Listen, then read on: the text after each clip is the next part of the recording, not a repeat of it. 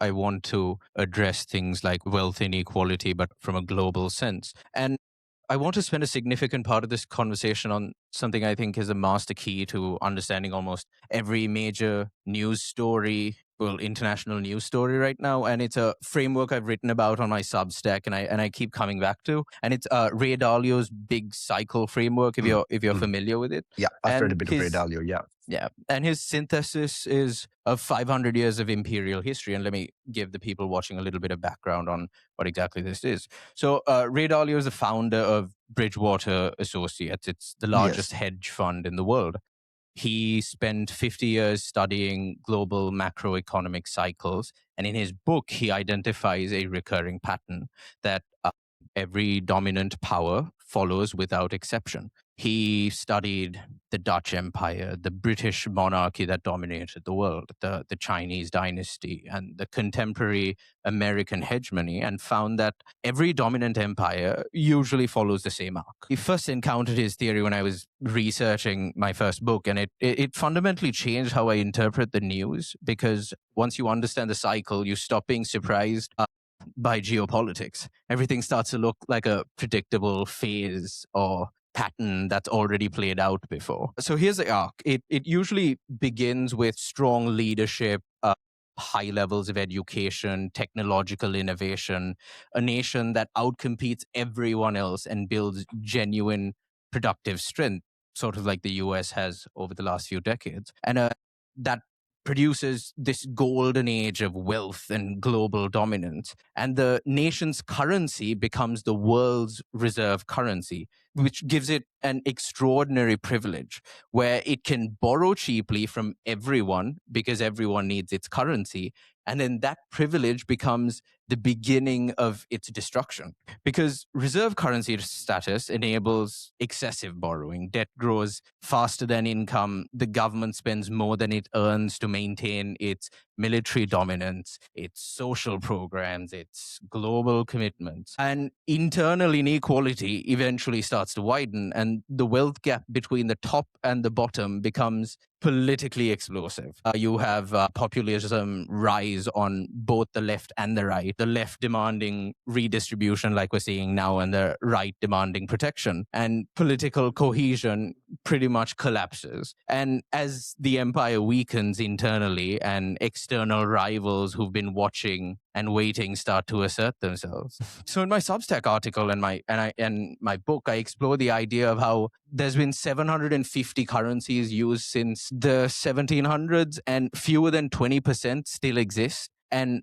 none of them have survived without significant devaluation. And the dollar is not going to be an exception to 500 years of history. The question is not whether it'll happen, but rather when and how disorderly the transition's going to be. So now in 2026, what Ray Dalio essentially calls phase 5 of the big debt cycle is where debt becomes so excessive that even central banks struggle to service obligations without devaluing their currency itself. And to give you a couple of statistics, the national debt is approaching close to $39 trillion, and interest payments alone are running at around $11 billion a week for the United States Central Bank. More than the defense budget, that's more than Medicare, and that's more than anything that the US spends on except for maybe Social Security. And the thing is, Social Security is predicted to run out too in the near future.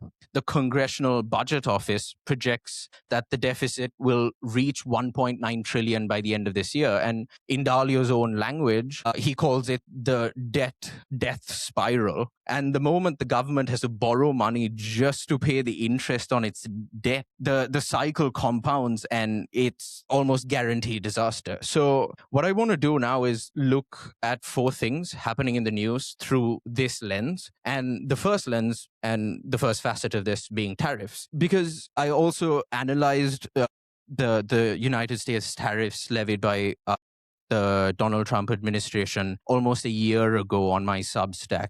And I think sometimes conventional commentary doesn't necessarily take this debt into account when they assess how important these tariffs are. And in my Substack piece, I laid out Scott Bessent's 3-pillar justification, which was reshoring manufacturing to rebuild domestic employment, not necessarily just factory workers, but semiconductor manufacturing, bringing back key industries that were being used as leverage against the United States, like semiconductor manufacturing based in Taiwan, or key mineral supply for the tech industry that comes out of China. And the second part of Scott Bessent's three-pillar plan was using tariffs as negotiation. And the third pillar is generating revenue through consumption and growth to offset the income tax cuts that they had initially intended to increase consumer spending. And all three are at least intellectually coherent. And it was clear that the administration was trying to grow their way out of the debt problem. But the Trump administration isn't exactly known for its tactfulness when it comes to execution. But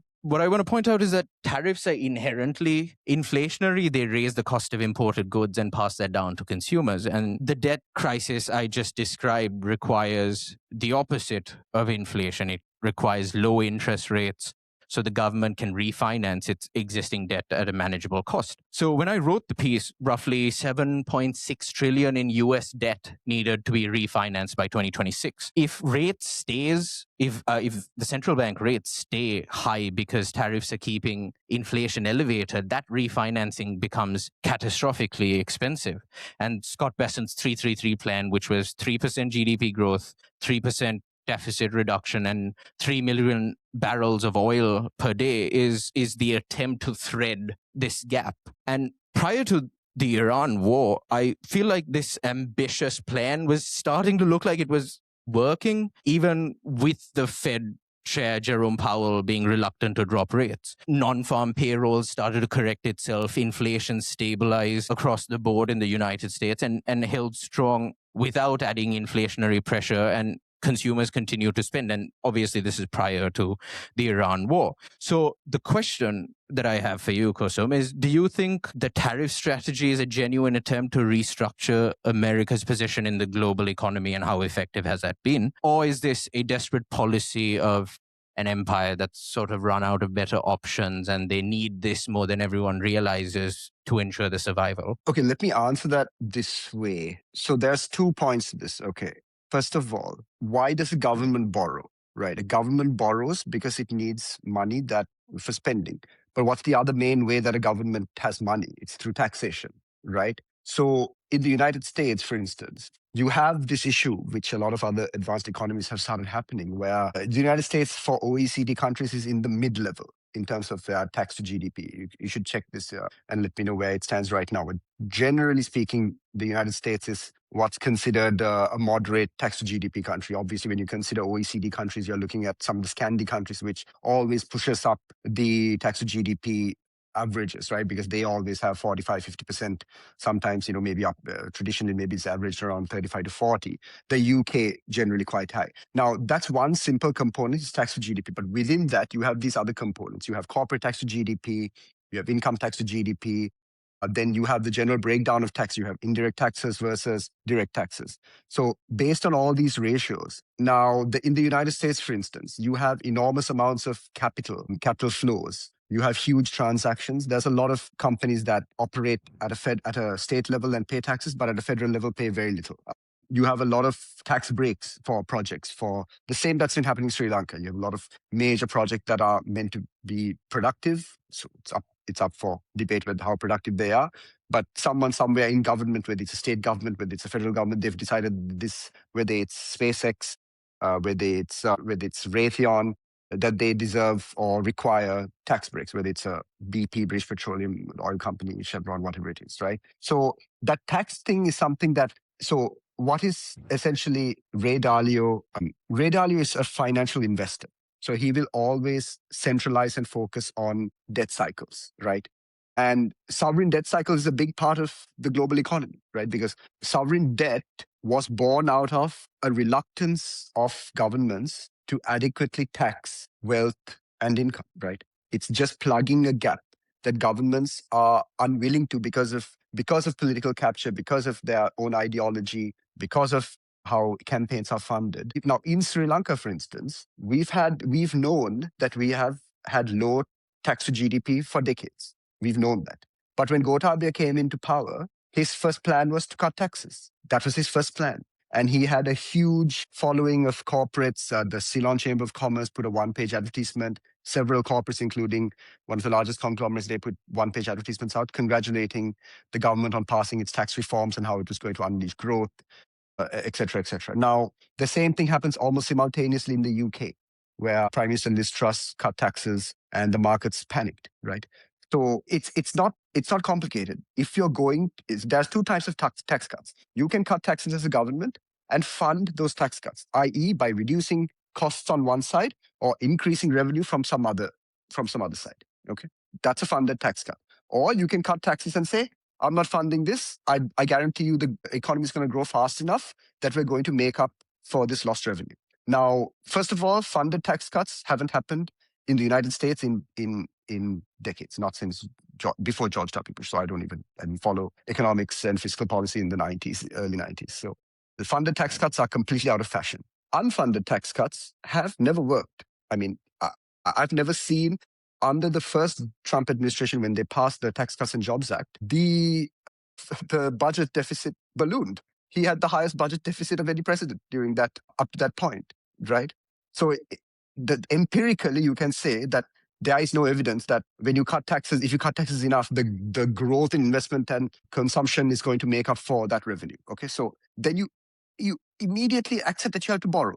Okay, so that is one part of it. So when you consider debt and borrowing, you have one thing is the quantum, how much you are borrowing. And like you mentioned, the other side, the more crucial part, I would say, for public debt is the interest rate, the rate at which you borrow. Now, what someone like Ray Dalio is pointing to is, there's another guy he was like a grand chess master who's also financial analysis. I can't quite remember his name. I've read one of his books as well. And he talks about how we are in a moment where the majority of countries are carrying, whether you're a country like Sri Lanka, whether you're a country like Japan, whether you're a country like the UK, you are carrying record levels of sovereign debt.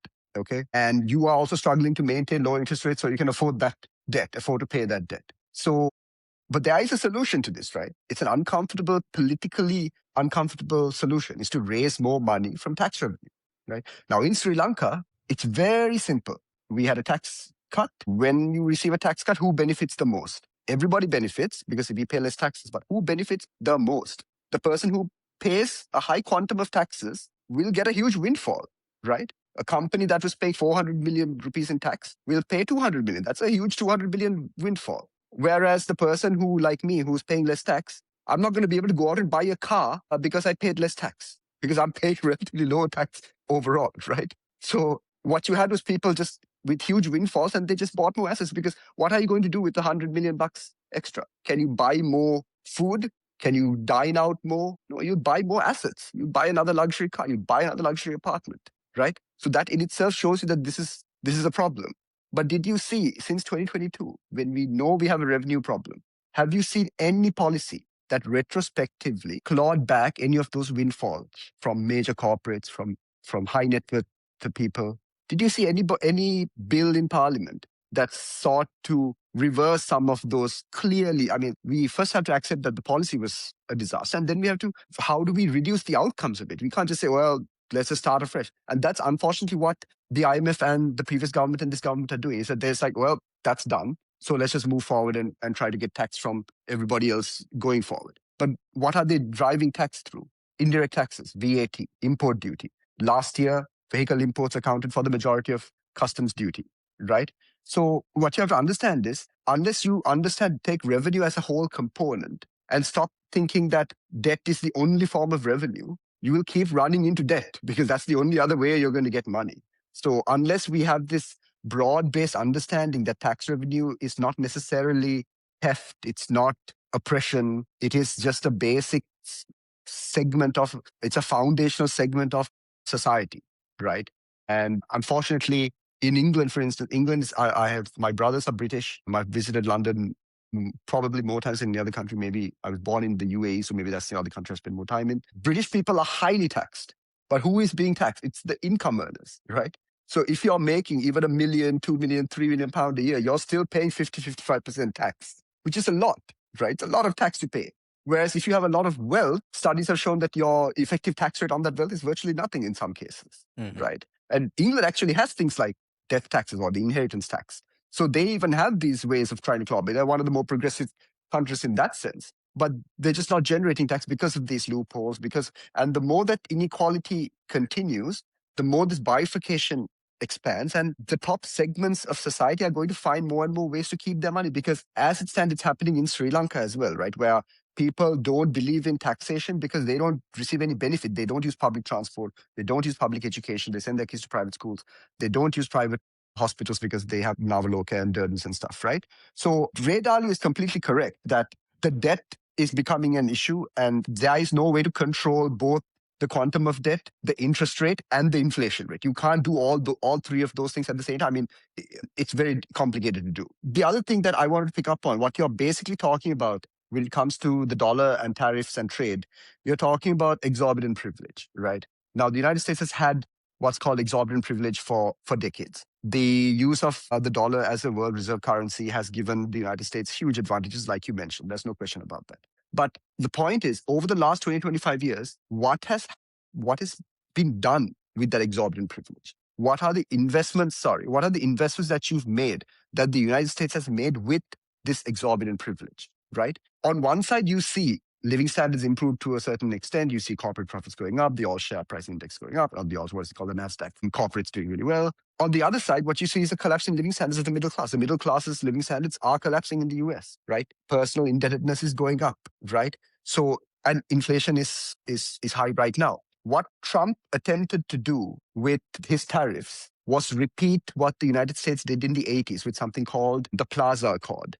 The Plaza Accords was basically Richard Nixon traveling to Japan, Germany, and telling them, you guys need to basically depreciate your currency. And you guys need to appreciate your currency against the US because our currency is appreciated too much. And this is giving you all an exorbitant advantage. And we're not going to accept that kind of advantage.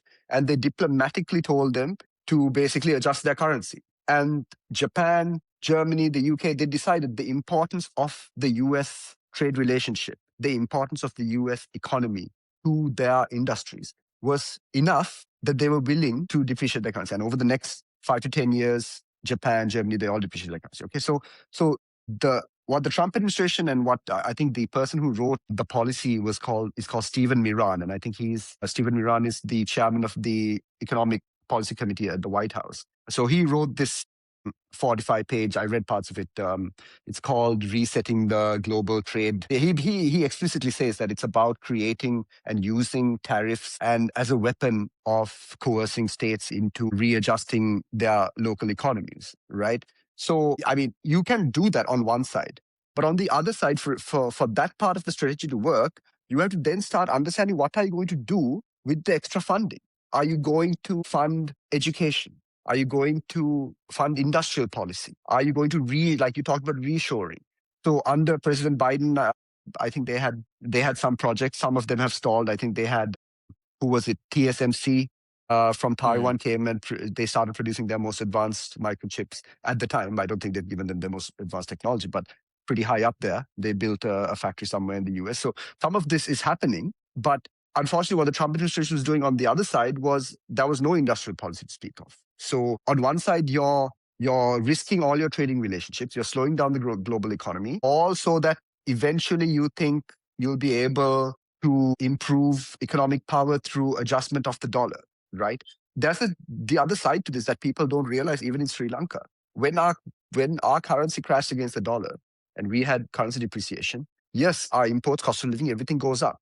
But if you had a certain type of economy, your export competitiveness also multiplies by the same factor. Whatever factor your cost of living and your imports goes up by, your exports should theoretically improve by that same number of factors because your currency is so much cheaper for people to buy your goods, right? But then if you only have rudimentary commodity-based exports like tea, which are low value add, or you have no high technology exposed to speak of, then you're not going to be able to gain full advantage of that depreciated currency on the global market. And this is the same problem that the US and the UK have, is that over the neoliberal period, they deindustrialized. They became dependent on foreign supply chains. They didn't invest in technical skills within their country. Only in certain, so in the US, they've invested a huge amount of money in tech. And that's showing in their tech industry. But with everything else that's needed for the tech industry, whether the hardware, whether the semiconductors, whether it's power generation, electricity, now they're energy independent, but are they really energy independent, right? Because it seems like the prices in the US are going up. I think prices now in some parts of the US are going up to $7.50 a gallon of gas, of fuel, right? So the United States always has some parts of an idea, and then the ideology of the person trying to implement this idea gets in the way.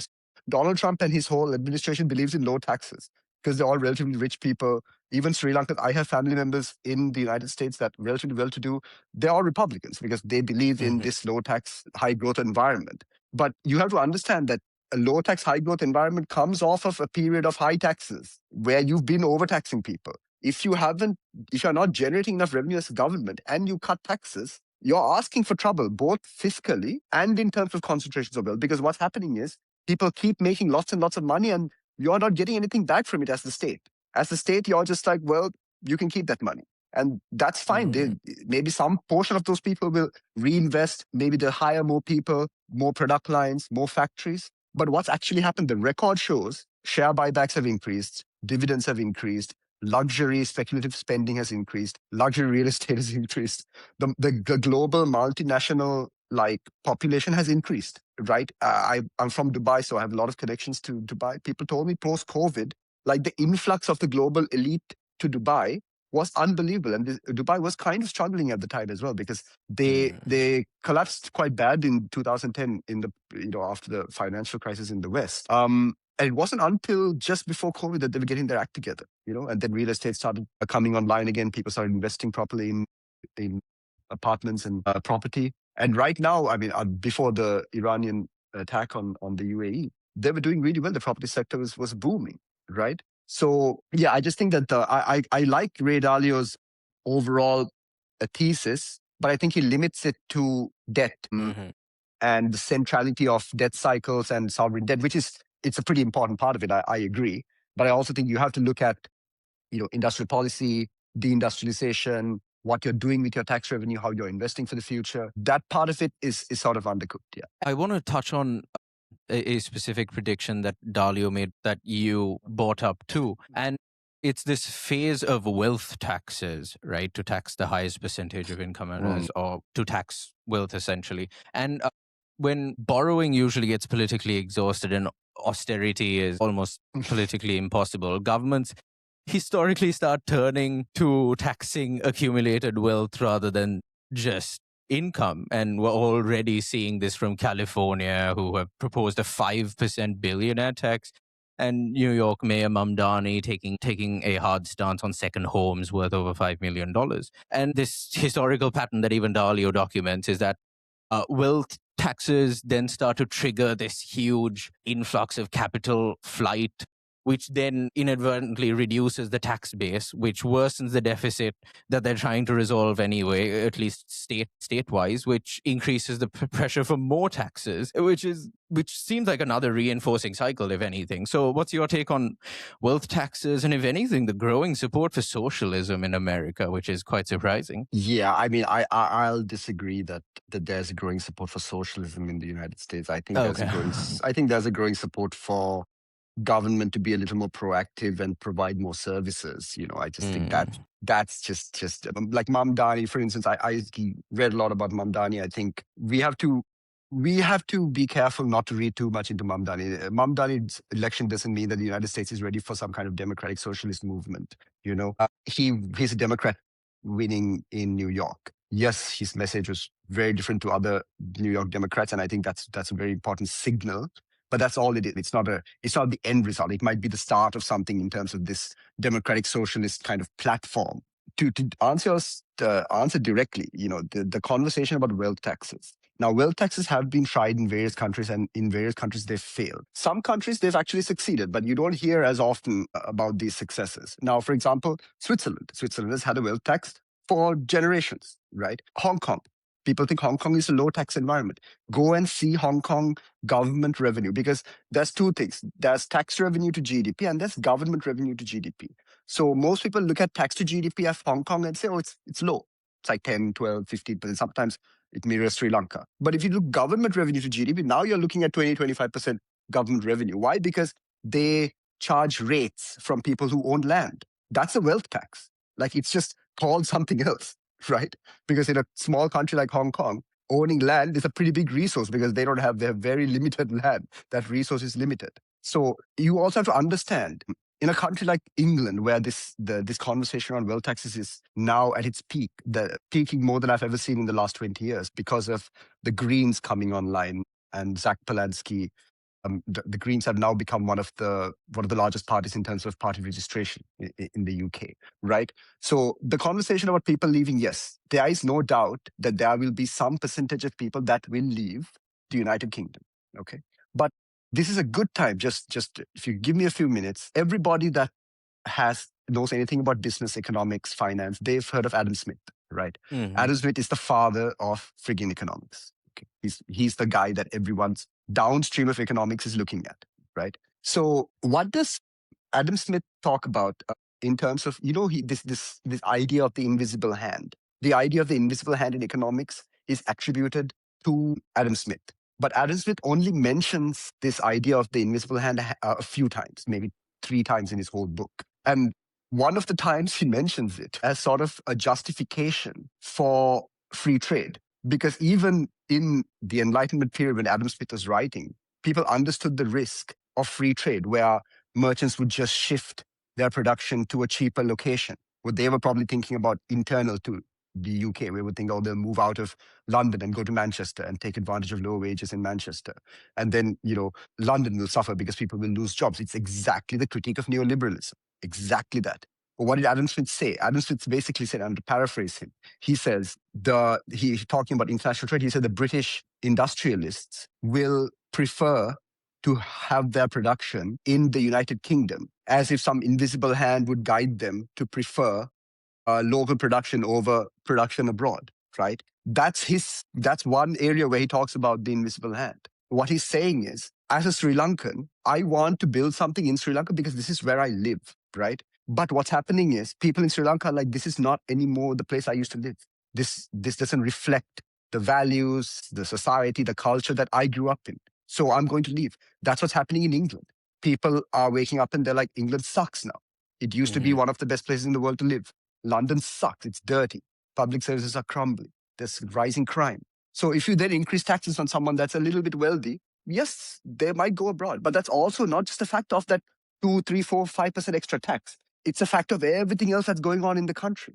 But if you, let's say, tax some part of the billionaire class, let's say some part doesn't go, some part has to stay. If you use that tax to actually improve where they live, those billionaires will come back, because London is a great place to live. At the end of the day, it's a first world city. It's a financial capital. New York is a financial capital. If you have money, it's a great place to live.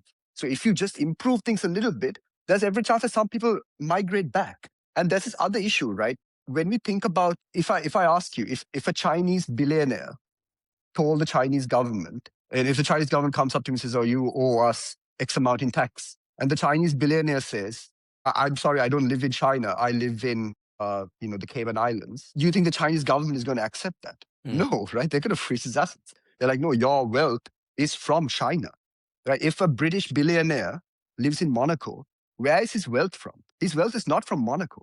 His wealth is from the UK consumer. Why is England an important country in the world? Because their consumer is amongst the most powerful consumers in the world, right? Australia has the same number of people as Sri Lanka.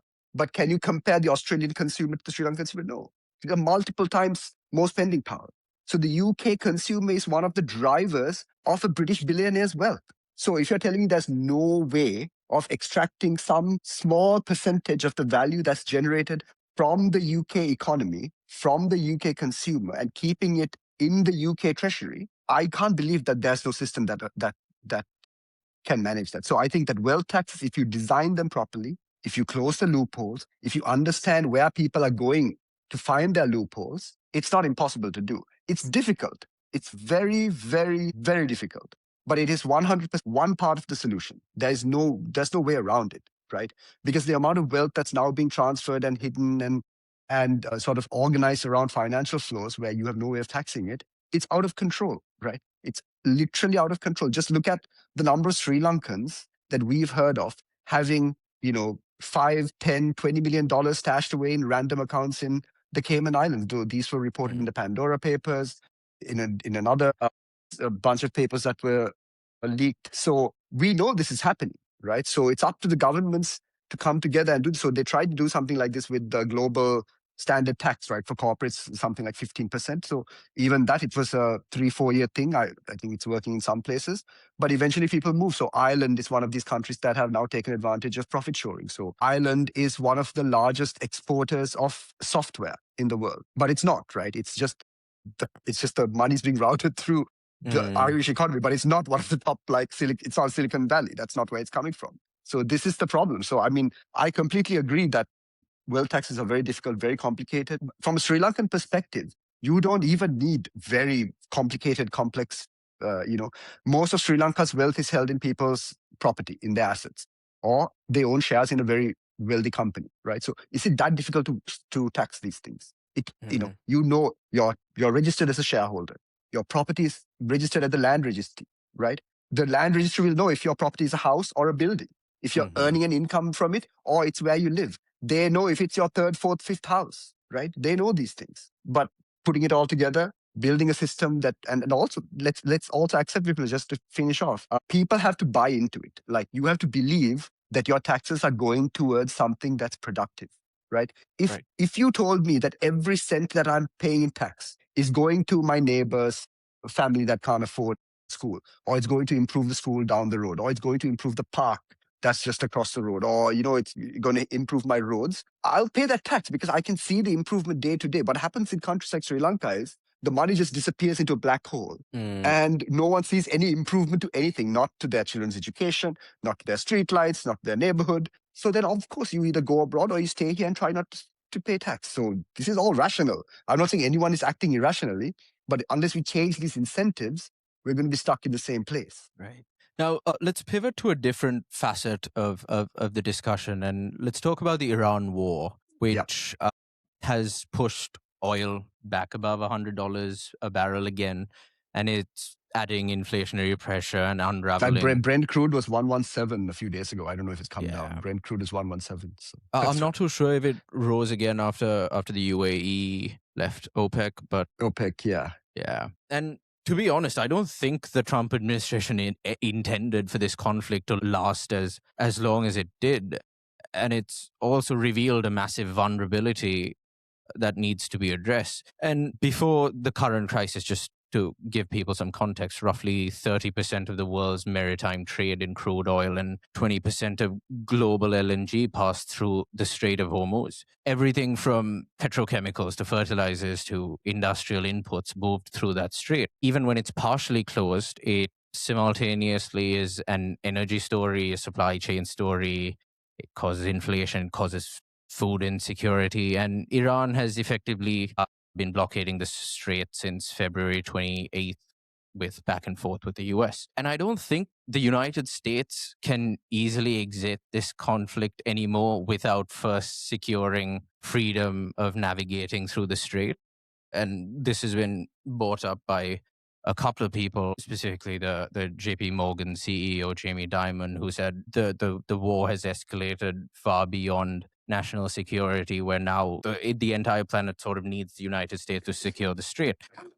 And I don't think the United States can necessarily declare victory and leave without taking control of the strait. But as I mentioned before, the US was probably expecting a swift operation like they carried out in Iran last year, or their operation in Venezuela or Mexico. But I'm pretty sure Iran is using this to their advantage too. And it almost feels like the longer they prolong this and prevent a situation where it's similar to what happened in Venezuela, the Trump administration almost runs out of time that domestic politics even allows. Again, this feels like a Dalio moment where an overstretched empire starts to fight an unnecessarily expensive war it can't cleanly exit at a time where its debt is at historical highs and the domestic political consensus is increasingly fractured. It's not a novel situation in the history of empires, and in fact, it's one of the most recurring patterns of Ray Dalio's studies. And the large empires don't usually lose wars militarily; they usually lose the capacity to sustain wars politically and fiscally. So, is the US going to withdraw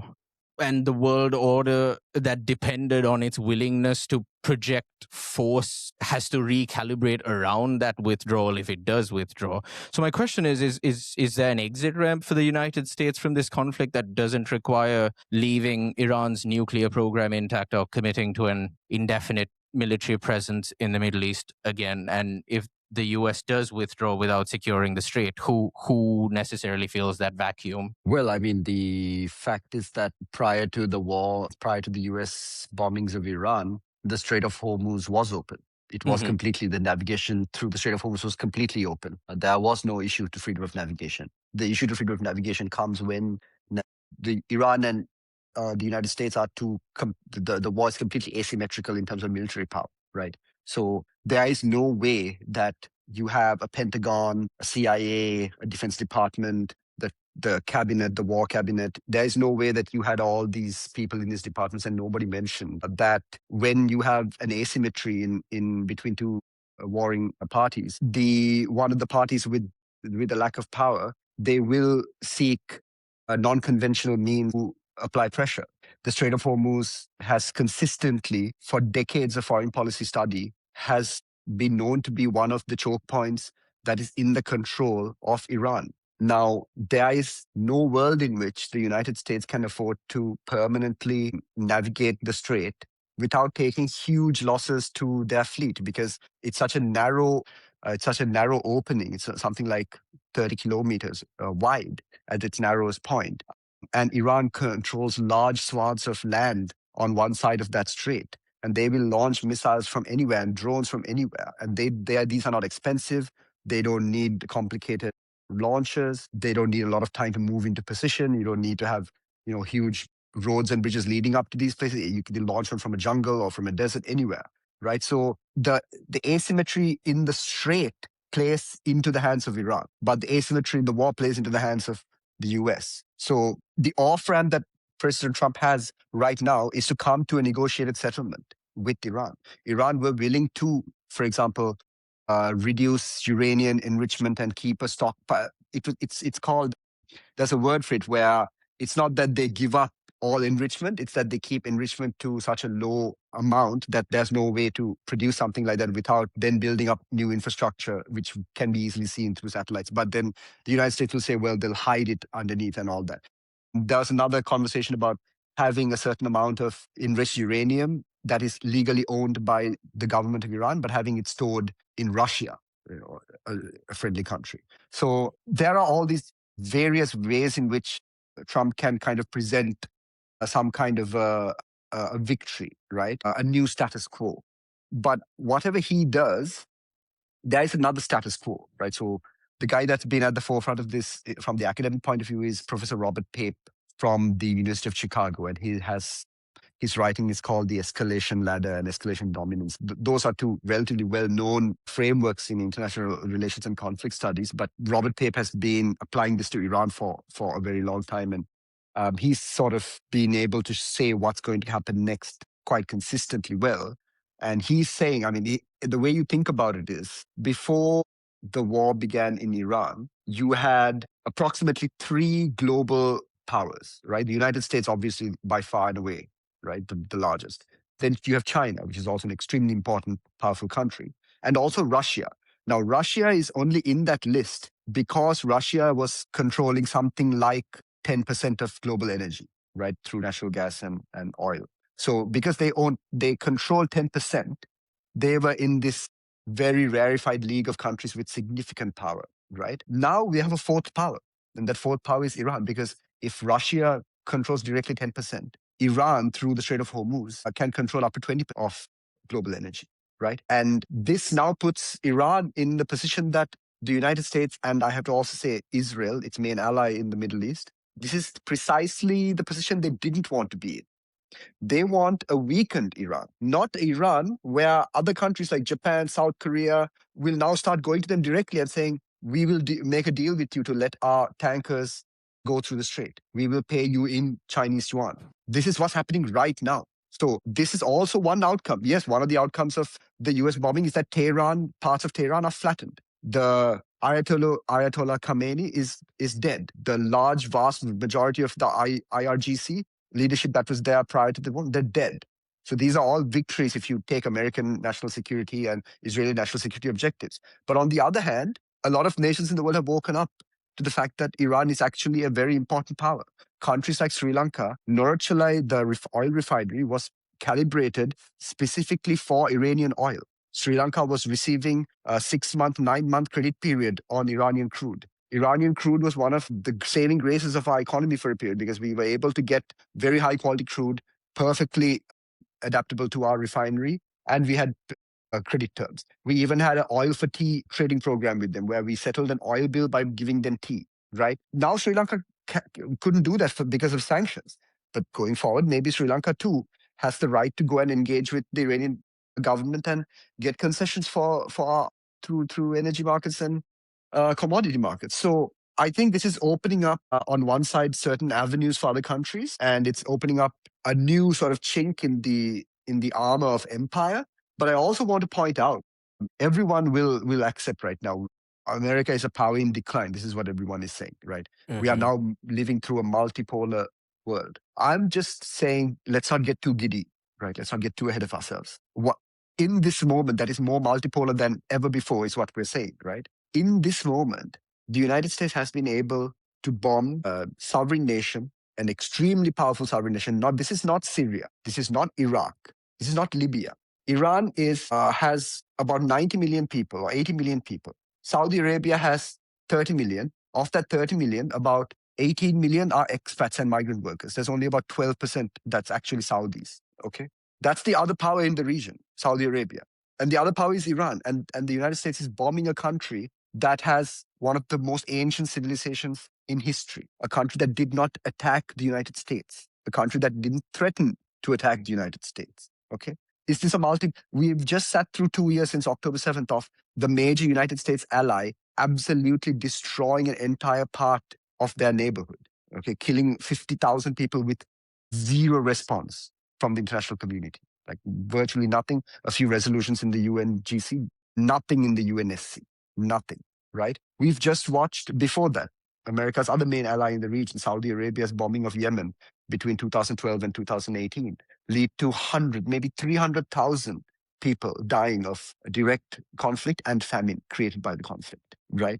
If this is this multipolar world, right, we have a long way to go. We have a long way to go because it seems like, for anybody just paying attention, the United States is still able to get away with things that many other countries are not able to. Israel and Saudi Arabia, as United States allies, are able to get away with things that many other countries are unable to get away with. Okay, so put that together with the fact that, for all the talk about the United States, the dollar, I mean, is there another economy in the world that's comparable to the US? There isn't. There just isn't. Is there another economy in the world that you think is close to the American economy? Is China really that close? What is Chinese GDP per capita adjusted for purchasing power parity? And what is the US? US is still closer to Europe than to China. China is not that high. It's like 14, 15. Just check what GDP per capita PPP is. It's not that. India, nowhere, right? So we have to understand that the source of American power is not necessarily its military, right? The source of American power now is its economy, is the 330 million people and their 330 million consumers. It's still its tech industry. It's still its innovation. These are the things that other countries are trying to replicate. China, for everything it's doing, why is the yuan not one of the major currencies? Because they're not transparent. Because we can't even we can't even use official Chinese data to judge their trade volumes. Because we know when you look at the actual number of ships and the amount of quantities of containers going up and down from Chinese ports, it doesn't match official data. So in such a scenario, how do you trust the yuan, right? United States is not like that. There's virtually no secrets, right, in the United States sometimes in terms of its financial sector. And that's a good thing. That's why the dollar is what it is. So I don't see how this changes anytime in the short term, in the medium term.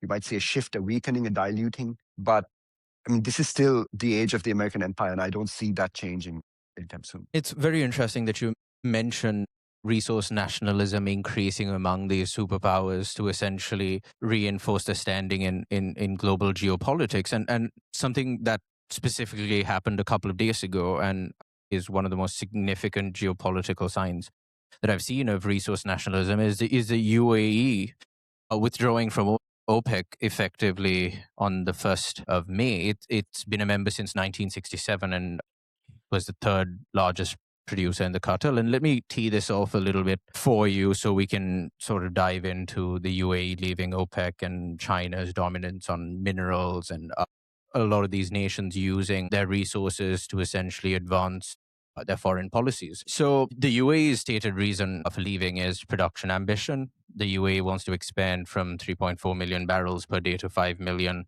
by 2027. And OPEC's quota framework is preventing that. I think the real signal is bigger than just oil production quotas. And what the UAE's departure represents is what people are starting to now call resource nationalism 2.0, which is where the old version was countries nationalizing foreign-owned companies in the 1970s. The new version is more sophisticated. It's nations deciding that their natural resource endowments are sovereign strategic assets to be managed in the nation's interest, not in the collective interest of multilateral institutions, and maybe not in the interest of maintaining price stability that consumers necessarily want. And I guess if I was to connect this to Dalio again, is that one of the defining characteristics of decline is the breakdown of multilateral institutions that dominate power built and the interests served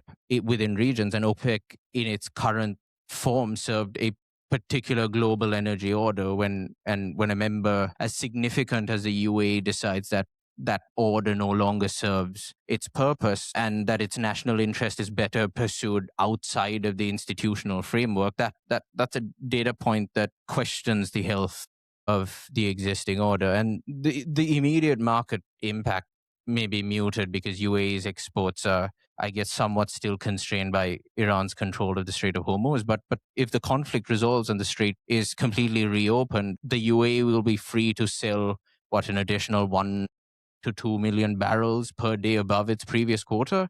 And that changes the energy economics of the entire region, especially because we don't have information about how OPEC will respond to this either. And for countries like Sri Lanka, which imports essentially all of its petroleum, the energy price volatility of that comes from fracturing OPEC and contested strait.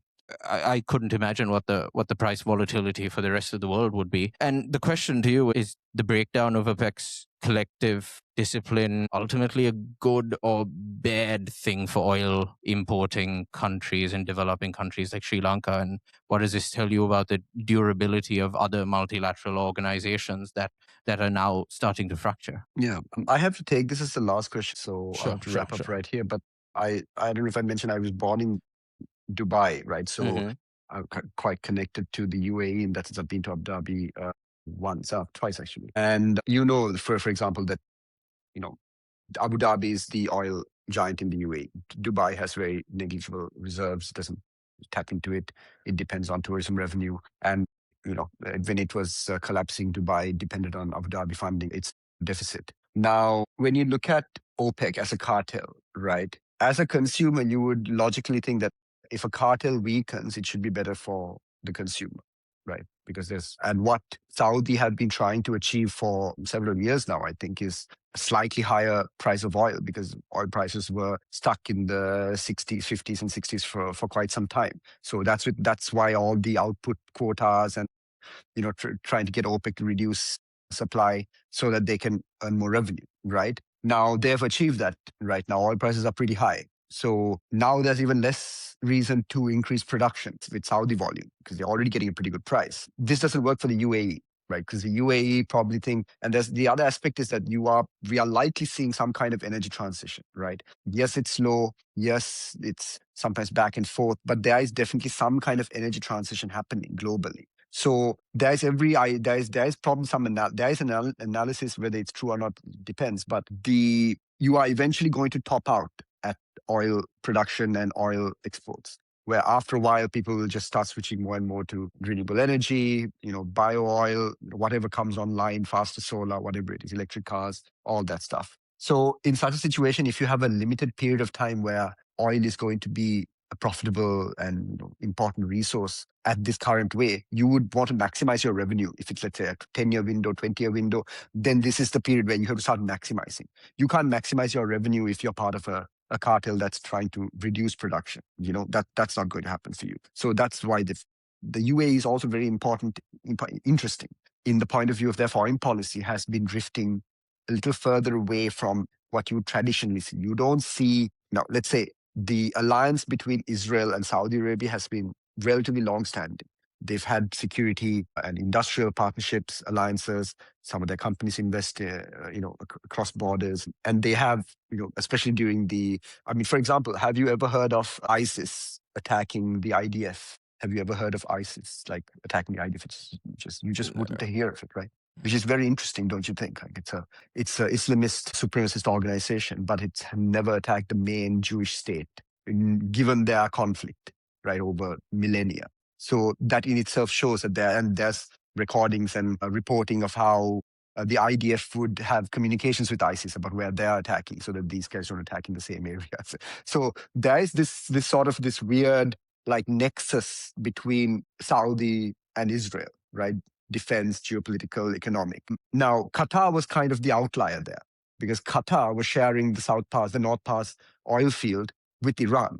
So again, a Sunni and Shia, two Sunni Shia cultures and countries that came together because they had this ATM of natural gas just off their coastline, right? So they came together to work together to try and make use of this liquid LNG, and it worked. But this didn't make Saudi very happy, right? Because Saudi don't want Iran, because the whole point of the Saudi alliance with Israel, with the United States, is to make sure that they can contain Iran. Because as soon as you look at a map, as soon as you look at the numbers, you can see if there's any country that should naturally be the hegemon in the Middle East, that's Iran. It's a country with the longest history, the most natural resources, with the largest population, the biggest territory. It's easily supposed to be the superpower in that region, but it's not. It's not even close. Israel's more important now, not now, but Israel's always been a more stronger country, more powerful military. And now we have Saudi Arabia as one of the richest countries in the world. Iran's been left behind. So with what Qatar was doing, it was giving, and then you had the JCPOA, Obama's nuclear program, which also released sanctions on Iran. So all of this meant that Iran became like a more central power in that period between Obama and Trump. So when Trump came in, the pressure from the Israel lobby, the pressure internally was to ensure that Iran could not become any more powerful than they were, right? So in this sense, this energy transition and the UAE's actions are mirroring this. So they also understand we won't have a blank check forever, right? And they know as the UAE, they're not Saudi Arabia. They don't have those kind of oil reserves. So they need to start being smart about their economic and foreign policy. But on the other side, they have linked up with Israel in such a way that I think, so in these countries, Viplash, I don't know if you're familiar, but the elites, the royal families, the sheikhs of Saudi, of Qatar, of Dubai, of Abu Dhabi, they obviously think a little differently to the average person living in Dubai, who is a Emirati or a member of the UAE or a Saudi, right? So even though Saudi Arabia and Israel have a very close relationship, it's not like the average Saudi person is particularly happy about this. But they're not fussed because their life is good. They have cheap energy, they have money, they have decent lives, they can express themselves, their religious capacity, their children are taken care of. So they're not too fussed. What's been happening in Saudi over the last 10, 20 years is that they haven't been able to rely enough on oil revenue. Oil revenues haven't been enough to fund their state, right? So that's why they went into all this. They tried to develop a tourist city called the Line. I don't know how that project's going. It's probably not going very well because it's cost overrun. It's it's struggling, down. right? Yeah. So this is all downstream of Saudi realizing that they cannot also depend on oil revenue to satisfy their people. Dubai is the same, right? That's why they're doing all these random hotel projects and amusement parks and entertainment industry, because they know that the writing's on the wall for them, right? So there is an aspect of this being strategic in the point of view, it's a necessity. It's something that it's going to come one way or the other. So leaving OPEC has its risks. The UAE has its risks, but I'm very interested to see how the UAE goes, because the UAE should have understood, first of all, more than anybody else, being on Iran's doorstep, do you want to align with do you want to align so explicitly with Israel and the United States? Because Israel is also on the other edge of the Middle East. The United States is across a couple of oceans, but you are right next to Iran. And what did you think was going to happen when the United States and Israel started attacking Iran? Who are they first? Who is the closest target to Iranian missiles? It's the UAE. So this is where you have to understand that geography matters. Where your country exists matters. That's why no matter how much business we do with China, the most important international partner for us is India, because they are the one country that can actually make things really difficult for us. When our country collapsed, it was India that gave us credit line. It was India that gave us a currency swap, right? Even recently, it was India that gave us tens of thousands of metric tons of oil when we were about to have an oil crisis just 3 weeks ago, right? Because it's important to India that our country doesn't collapse. It's important to their southern security calculus, their southern border. We are part of their southern border, right? In the same way, India is the only country that can logistically launch an invasion of Sri Lanka. So you want to keep India on side. You want this neighborhood. Your safety depends on India to a large extent when you have this kind of asymmetry.